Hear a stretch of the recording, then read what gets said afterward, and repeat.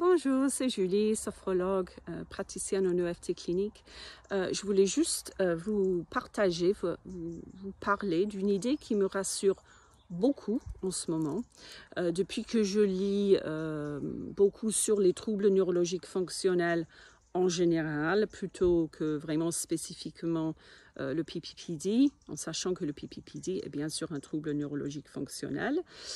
Et lors de la rééducation pour ces troubles, et ils sont vraiment variés selon la personne, les kinés, et pas nécessairement les kinés vestibulaires, parce que le PPPD a un côté vestibulaire, mais les autres troubles, pas nécessairement. Pendant la rééducation, ils vont demander aux patients de faire quelque chose, donc lors de l'exercice par exemple. Et l'idée, c'est qu'ils demandent aux patients d'orienter le cerveau vers une autre tâche.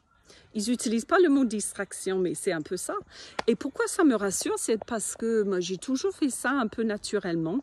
Mon contexte le plus difficile, c'est marcher le long de la rue, enfin un trottoir.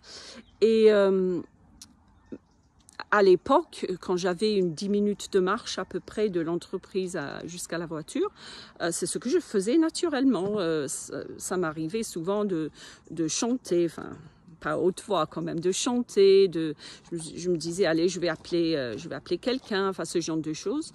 Et après, j'étais vraiment, puisque je suis sophrologue et mon discours était vraiment, et c'est la vérité, si le seul moyen d'apaiser la vigilance, c'est de montrer au cerveau qu'on n'a pas peur de cette sensation-là.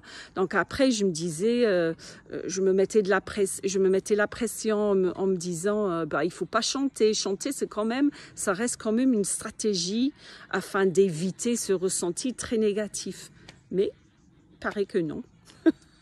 Donc voilà.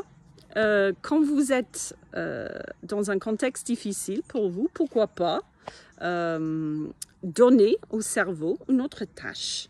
Voilà, il va orienter son attention vers cela, compter, chanter, quand vous voulez, appeler quelqu'un, et quelque chose qui doit être naturel et automatique, et on ne pense pas du tout à ça, marcher. On va pouvoir montrer au cerveau qu'il peut se mettre en mode automatique pour marcher, tandis que moi, de mon côté,